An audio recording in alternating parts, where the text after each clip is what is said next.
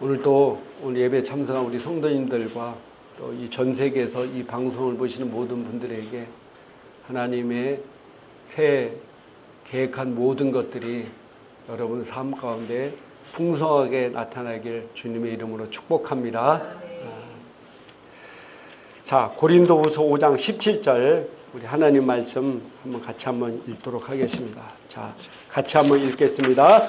누구든지 그리스도 안에 있으면 새로운 피조물이라. 이전 것은 지나갔으니 보라 새 것이 되었도다. 아멘. 희망찬 새해가 밝았습니다. 희망찬 사람들의 특징은 뭔지 아십니까? 희망찬 새해가 밝았는데 희망찬 사람들의 특징은 소원하는 것이, 기대하는 것이 많은 사람들이 바로 희망찬 새해를 맞이할 수 있다는 사실입니다. 기대할 것이 없고 바랄 것이 없는데 희망찰 수는 없죠. 다시 말해 내 삶의 구체적인 계획과 또 하나님께 결단한 것이 있기에 하나님께 바라는 것이 많이 있어서 그것을 거둘 수 있기에 희망찬 새해가 된다는 사실입니다.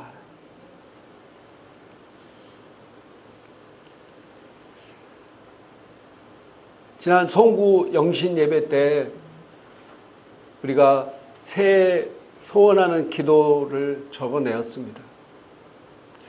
우리 사모님이 저한테 그런 얘기를 했어요.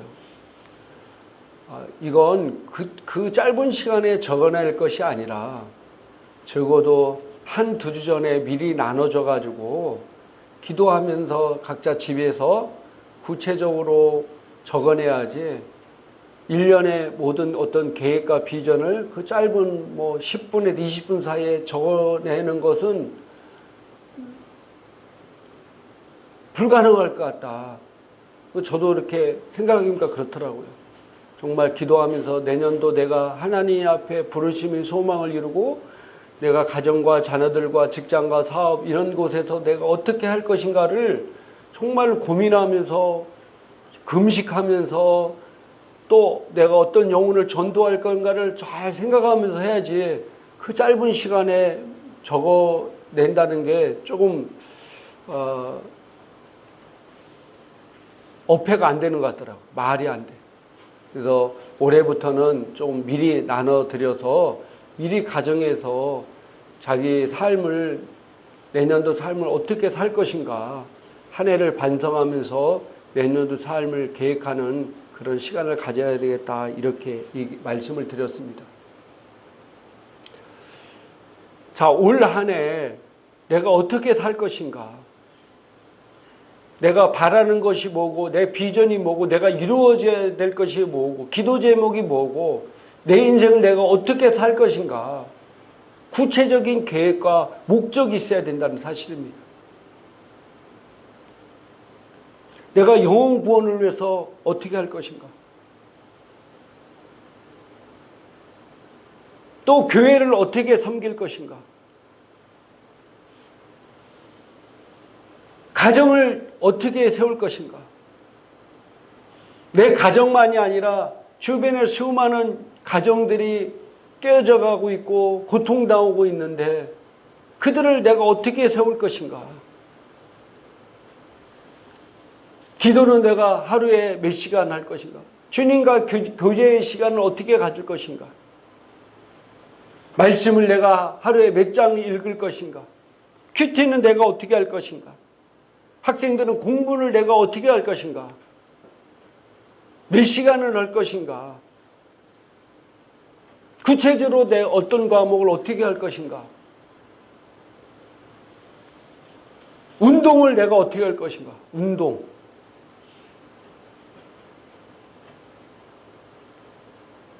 또 취미생활. 취미는 내가 뭘 가지고 뭘 할 것인가. 독서. 책을 내가 어떤 종류의 책을 읽고 어떻게 읽을 것인가?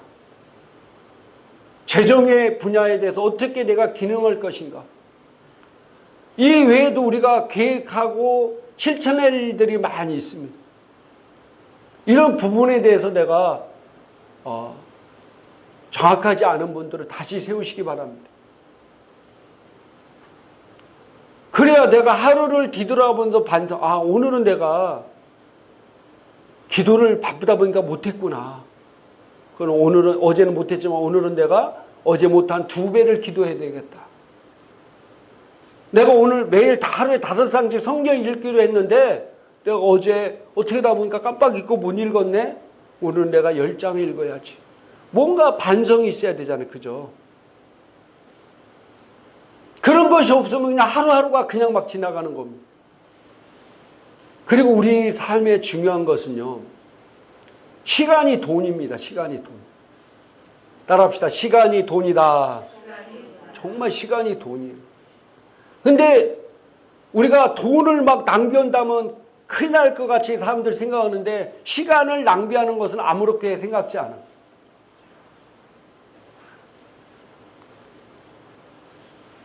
시간을 가장 낭비하는 것이, 어제 우리 사모님 어떤 책을 읽고 저한테 그 얘기해 주더라고요. 그 저자가 그렇게 컴퓨터 게임하는 거, TV 보는 거, 또 하나 추가할 건 핸드폰 갖고 쓸데없는 것을 보는 거. 이게 시간을 낭비하는 거예요. 다른 말로 말하면 돈을 낭비하는 거예요. 돈을 낭비하는 거예요. 그래서 내 인생에 있어서 정말 구체적인 계획을 세웠어요.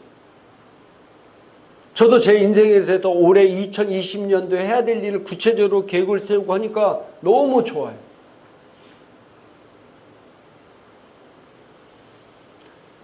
제가 송구 영신 예배 때 여러분에게 이런 말씀을 드렸습니다. 계획이 없다는 것은 믿음으로 살지 않겠다는 것과 같다. 뭐라고요? 계획이 없다는 것은 믿음으로 살지 않겠다는 것 같다는 것. 왜냐하면 믿음은 바라는 것들의 실상이라고 그랬어요. 자, 히브리서 11장 1절 한번 같이 한번 읽겠습니다. 믿음은 바라는 것들의 실상이요 보이지 않는 것들의 증거니. 믿음은 바라는 것의 실제라고 그랬어요. 실제. 근데 바라는 것이 있어야 내가 믿음을 발휘할 거 아니에요.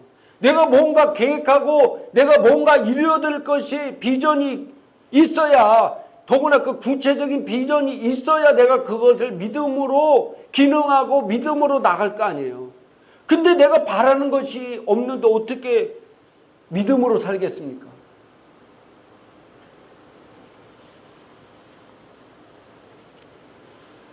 성경은 그래서 항상 하나님은 바라보라고 그랬어요. 바라보라. 바라보라.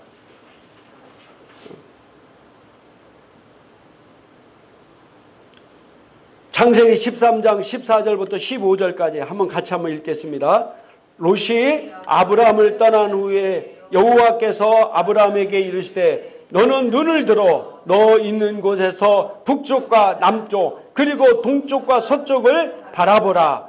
보이는 땅을 내가 너와 내 자손에게 주리니 영원히 이르리라. 아멘. 동서남북 바라보라. 그리고 그 바라본 보이는 땅을 너와 내 자손에게 영원히 주겠다는 겁니다.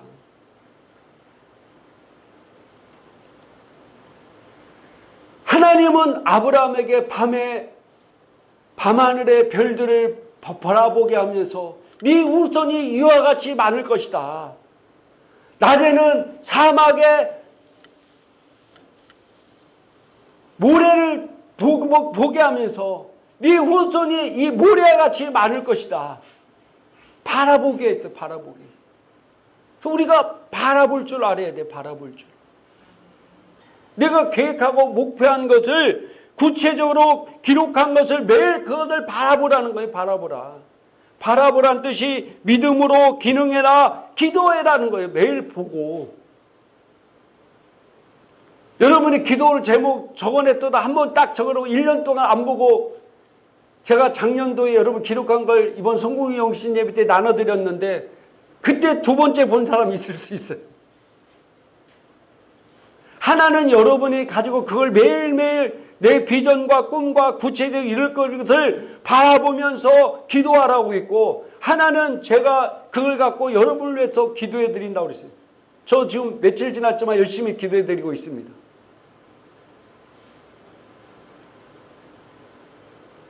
근데 그때 한 번 쓰고 1년 동안 전혀 잊어버리고 있다가 12월 30일 날 제가 또 여러분에게 드릴 건데 그때 두 번째로 내가 이렇게 기도 제목을 써냈었네?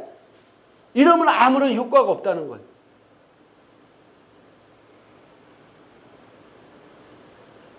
저도 제가 기도해야 될 것과 이루어야 될 것을 매일 바라보면서 기도하고 있습니다. 바라보라. 보라! 할렐루야! Behold! 보라! See! 보라! 보라는 거예요. 그래야면은 그것을 내가 이루어지리라. 그냥 막연하게 잘 되겠지 라고 생각하는 사람들이 미신적 신앙이에요. 그냥 막연하게 잘 되겠지. 하나님은 일하기 싫으면 먹지도 말라고 그랬어요. 그냥 막연하게 아무것도 안 돼 일어나는 게 아닙니다.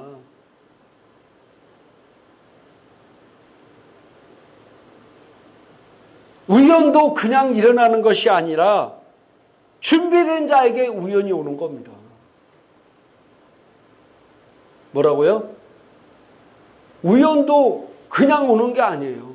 준비된 자에게 우연이 오는 겁니다.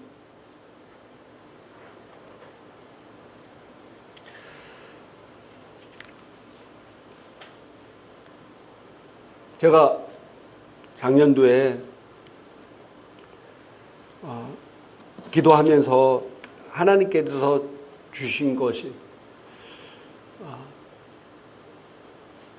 내가 갖고 있는 재정의 한 10분의 1 정도를 내가 하나님 앞에 더 드리자. 하나님의 나라를 위해서, 또 아니면은 주변에 내가 필요한 사람들에게 또 흘려보내자.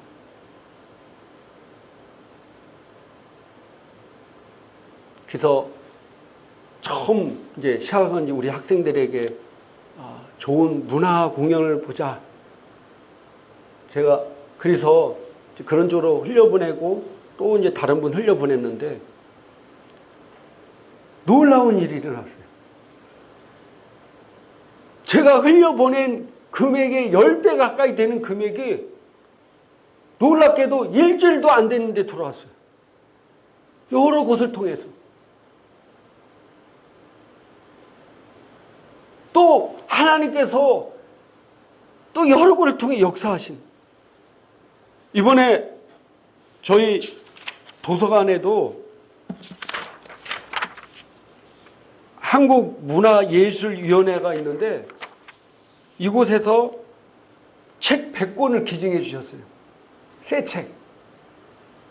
소설 27권, 수필 18권, 시 54권, 평론 희곡 1권, 이렇게 해서 100권이 넘는. 그리고 또 어느 단체에서는 전도용으로 물티슈를 지금 500개인가를 지금 다음 주 중에 올 거예요. 이런 일들이 막 일어나고 있습니다. 할렐루야. 희망찬 새해가 되길 주님의 이름으로 축복합니다. 그러기 위해서는 바른 목적과 비전이 있어야 돼요. 우리 인생에서 풍랑이 올 수 있습니다. 큰 도전이 오고 어려움이 올 수 있어요. 근데 제가 어느 글에서 배가 엄청난 큰 풍랑을 만났더라도 그 풍랑이 바람이 그 배 방향을 정하는 것이 아니라 그 배 안에 있는 뭐가 정하는 거예요? 그 배 안에 있는 키가 그 방향을 정하는 거예요. 우리가 인생이 살면서 여러 가지 도전과 어려움도 올 수 있습니다. 그러나 그 어려움과 도전이 환경이 나의 인생의 방향을 정하는 것이 아니라 내가 하나님 앞에 바른 목적과 비전이 내 인생의 방향을 정한다는 사실입니다. 그러니까 목적과 방향이 없는 사람은 환경에 따라 쓸려 나갈 수밖에 없어요.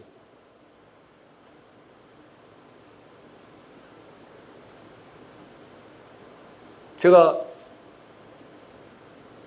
이번에 우리 승주 졸업식을 했는데 그 친구가 왔더라고요. 그래서 내가 밥 먹으면서 걔한테 그 얘기를 했어요. 그래서 크리스찬에게 제가 너 정확한 인생의 목적과 방향이 있어야 된다. 그렇지 않으면은 네가 여러 가지 도전과 어려움이 오면은 막 흔들리고 세상 풍조에 따라 달린다. 예를 들어서 내가 이제 대학교 졸업하고 직장을 가져야 되는데 당연히 주의를 지키는 직장을 찾겠죠. 근데 목적과 방향 없으면 막 취직 자리 어렵고 힘들고 막 이러니까 어떻게 해요? 결국은 정확한 목적이 없으면 주의를 안 지키는 직장을 선택하는 거예요.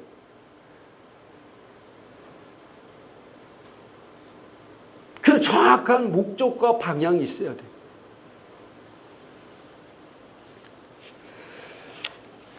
제가 이번에 승주 졸업식에 참여하는데 순서 중에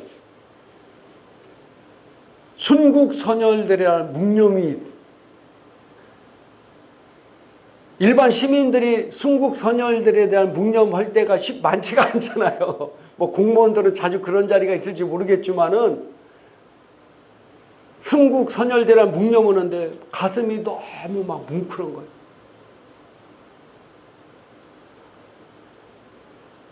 정말 눈물이 날.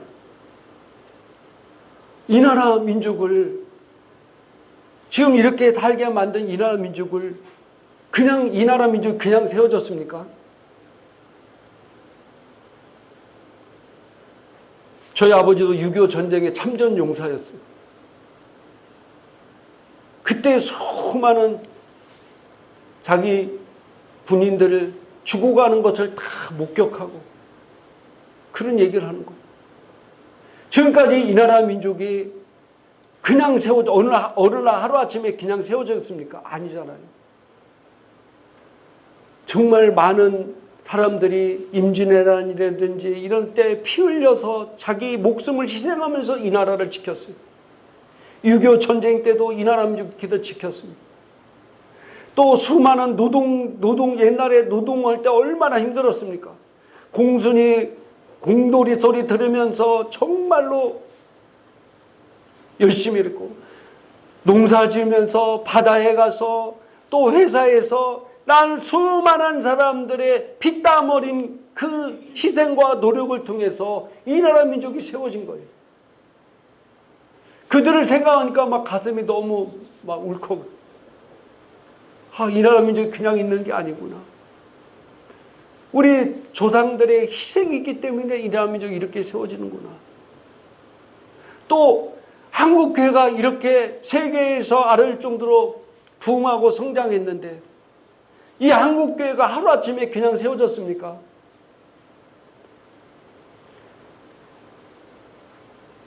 한국이라는 나라 알지는 못한 조선의 수많은 선교사들이 부귀영화 모든 것들 편안하게 신앙생활을 버리고 이 땅에 와서 풍토병에 죽으면서 심지어는 어떤 때는 순교를 당하면서 죽으면서 그 핏값으로 또 우리 조상들이 주상의 때 예수 믿는 것이 얼마나 힘들었습니까?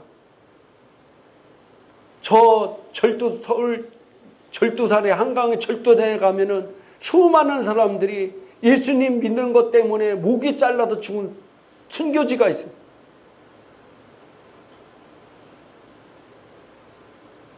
또 수많은 사람들이, 저도 예전에 막 아직도 기억나요. 삼각산에 그 꼭대기에 올라가가지고 그 추운 날에 막 비닐을 뒤집어 쓰고, 나는 펭귄들이 거기서 모여 있는 줄 알았어. 정말 그 산꼭대기 찬바람이 너무 추우니까 비닐을 다 뒤집어 써서 10명 20명이 앉았는데, 기도하다 보니까 습기가 차니까 하냐. 그리고 기도할 때 그냥 가만히 기도합니까? 다 모여가지고 그냥 막 고개를 숙이잖아요. 그럼 머리 이렇게 옆에서 보면 펭귄들이 모여가지고 막 움직이는 것 같아. 그 연세대분들이 그렇게 눈물 흘려서 그렇게 기도했잖아요.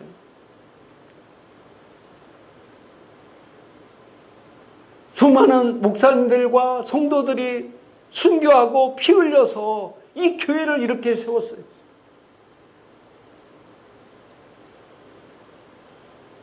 그러면 이 우리 때 어떻게 해야 되느냐?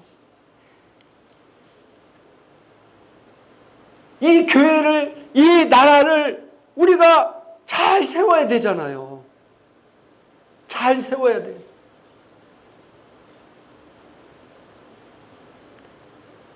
이 수많은 우리 조상들이 피 흘려 세운 나라, 피 흘려 세운 이 교회를 우리가 어떻게 해야 됩니까?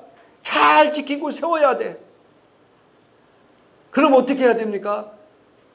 다 뭐 선교사로 나가야 되고 뭐 순교해야 됩니까? 지금 우리 있는 자리에서, 내가 맡겨진 자리에서 최선을 다하는 겁니다. 내가 맡겨진 이 곳에서 최선을 다해서 하나님의 영광이 나타나는 삶을 사는 것이 바로 우리 조상들이 피 흘려서 세운 이 나라, 이 교회를 세우는 겁니다. 그 일에 동참하는 겁니다. 아무도 없는 곳에도 빛과 소금의 역할을 감당하는, 여러분이 하나님께 주신 그 비전과 꿈을 이루는 것, 그게 바로 이 나라와 교회를 잘 세우는 것입니다. 하나님께서 우리에게 위대한 사명을 주셨는데, 바로 고린도후서 5장 20절 한글 킹제임 성경에 이렇게 말씀하고 있습니다. 같이 한번 읽겠습니다. 그러므로 이제 우리는 그리스도를 대신한 대사들로서 하나님께서 우리를 통하여 너희를 권면하신 것 같이 우리도 그리스도를 대신하여 너희에게 간구하노니 너희는 하나님과 화해하라. 아멘. 자, 우리가 어떤 존재냐면은 그리스도를 대신한 그리스도의 대사라는 겁니다. 내가 이 땅의 삶이 그리스도를 대신한 그리스도의 대사들이라는 거예요. 누가요? 내가 어딜 가든지 누구를 만나든지 어떤 삶을 살든지 나는 어떤 존재냐면은 그리스도를 대신한 그리스도의 대사예요. 미국에서 한국 대사로서의 사명이 있듯이 외국에서 우리나라 수많은 사람들이 대사로 파송되어 왔잖아요. 그 사람들이 그 나라의 얼굴이고 그 나라를 알리는 거예요. 그 대사의 역할이 얼마나 중요합니까?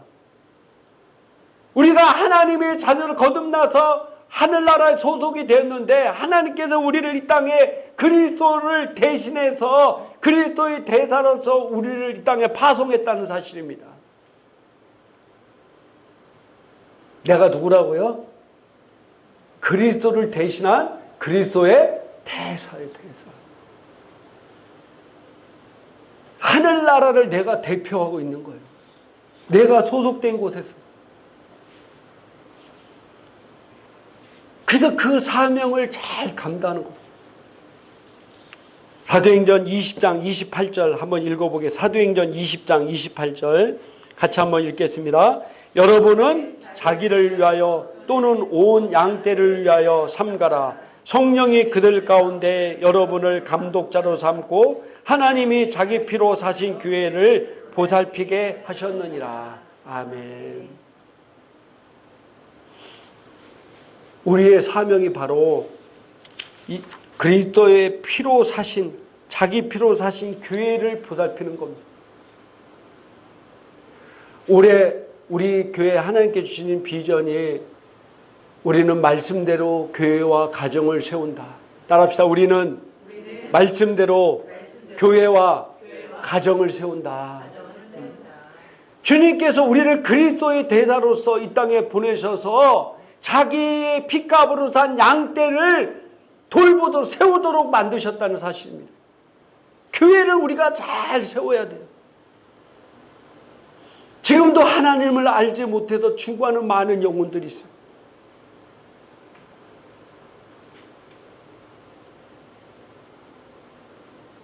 지금도 이 복음을 알지 못해서, 이 기쁜 소식을 알지 못해서 어둠 속에서 고통당하고 있고 마귀의 속박 가운데 저주스러운 삶을 삽니다. 자기 태어난 날을 한탄하며 부모를 원망하고 사회를 원망하고 자살을 준비하고 이렇게 마귀에 속아서 사는 사람이 주변에 너무 많다는 거예요. 그들에게 너는 너무나 소중한 존재이고 하나님의 피값으로 산 귀한 존재임을 우리는 알려드려야 됩니다.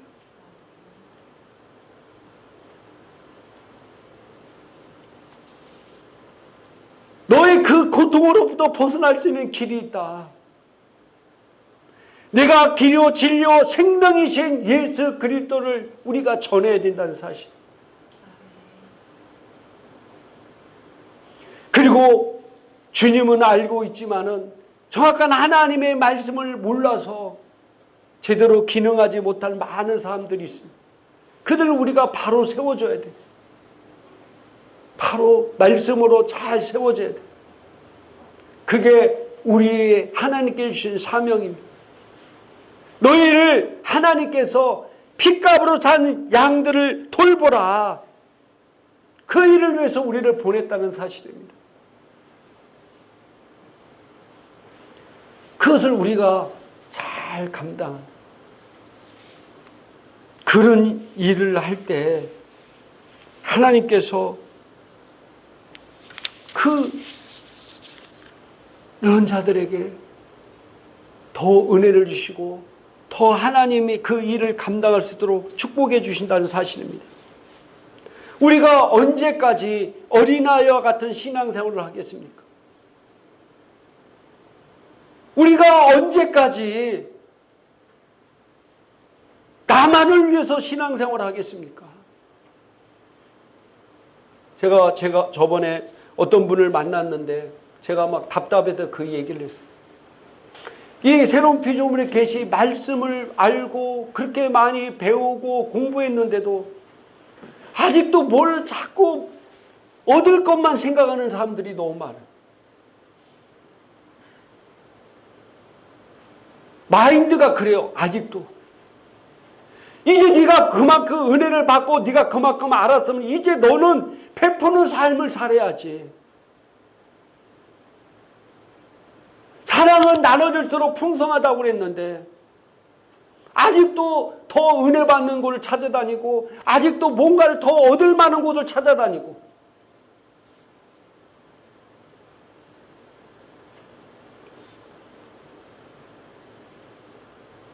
이제 그 정도 성장하고 배웠고 네 직분이 그러면은 이제 네가 그 배운 거 아는 것을 나눠주는데 세우는데 찾아야지. 네가 교회를 정하는 데 있어도 아직도 뭔가를 더 얻을 곳만 골라다 찾아다니냐. 이제 우리가 어린아이가 아니잖아요. 언제까지 어린아이 같은 생활만 하겠습니까? 갈라디아 4장 1, 2절 한글 킹제 성경에 이렇게 말씀하고 있습니다. 같이 한번 읽겠습니다. 이제 내가 말하노니 그 상속자가 모든 것의 주인이지만 어린아이일 동안은 종과 다를 바 없으며 아버지가 미리 정해 놓은 때까지 보호자와 청지기 아래에 있느니라. 아멘. 네가 아무리 지식적으로 많이 알고 많이 배웠어도 그 마인드가 그 생각하는 것이 어린아이면은 그가 상속자이지만 종과 다를 바 없이 지내며 젖이나 먹고 살고 있다는 거예요. 단단한 장성한 자의 음식을 누릴 수 없다는 겁니다. 그래서 빨리 성장해야 된다. 성장해야 된다. 성장은 결단할 때 성장하는 겁니다. 따라합시다. 성장은 결단할 때 성장된다. 히브리서 5장 12절 14절 한글 킹제임스 성경 같이 읽겠습니다.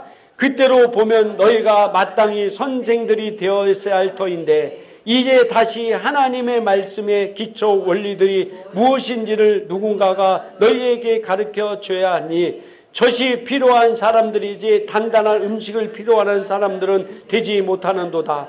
젖을 사용하는 자는 누구나 의의 말씀에 능숙하지 못하나니 이는 그가 어린 아이이기 때문이요 단단한 음식은 장성한 사람들의 것이니 그들은 그 말씀을 사용함으로 감각들을 단련하여 선악을 분별하는 사람들이라. 아멘. 너희가 이제 그 나라와 그 의를 위한 삶을 살아라. 우리가 하나님이 주신 축복을 누리기 위해서는 결국 성장해야 됩니다. 뭐 해야 된다고요? 성장해야 돼요. 성장한다는 것은요, 지식적으로 또 하나님 말씀을 많이 아는 것지만 실제적으로 성장하는 것은 그 말씀이 내 안에 온전히 이루어질 때 성장하는 거예요. 우리가 영적으로 장성한 자가 된다는 것은 그의 나라와 그 일에 살고 몸된 교회와 지체를 위해 헌신할 때 그는 그것을 누리며 살게 된다는 사실입니다. 우리가 지금까지 어린아이 같은 신앙생활을 하더라도 이제 2020년도 우리에게 새로 주어진 이 귀한 해에 우리는 영적으로 성장해서 이제 장성한 자의 삶을 살아야 된다는 것입니다. 영적 어린아이의 때를 벗어버리고 이제 장성한 자로서 하나님께 주신 축복을 누리며 교회를 세우며 영혼을 세우며 나가는 귀한 해가 되기를 주님의 이름으로 축복합니다. 그럴 때 하나님의 놀라운 역사가 일어납니다. 말씀을 정리하고 마치도록 하겠습니다. 올해도 우리 교회 표가 우리는 말씀대로 교회와 가정을 세웁니다. 따라합시다. 우리는 말씀대로 교회와 가정을 세운다. 오늘 제가 교회를 세우는 일에 대해서 말씀을 나누었습니다. 이 교회는 정말로 주님의 핏값으로 세웠고 우리 조상들의 믿음의 조상들이 핏값으로 세웠습니다. 이 피를 헛되이 해서는 안 돼요. 그래서 우리가 맡겨진 이 일들을 우리가 최선을 다할 때 그 피를 헛되이 하지 않는 것입니다. 우리 행복한 교회 성도님들과 오늘 이 방송을 보시는 모든 분들은 정말로 올 한 해 여러분이 좋은 계획들을 많이 세우시고 그거를 바라보시고 그거대로 최선을 다하는 삶을 사시기 바랍니다. 그것이 바로 내가 교회를 세우는 것이고 이 나라 민족을 세우는 것입니다. 그럴 때 하나님이 여러분 삶 가운데 놀라운 은혜와 축복으로 더 함께 하실 것입니다. 우리 기도하겠습니다.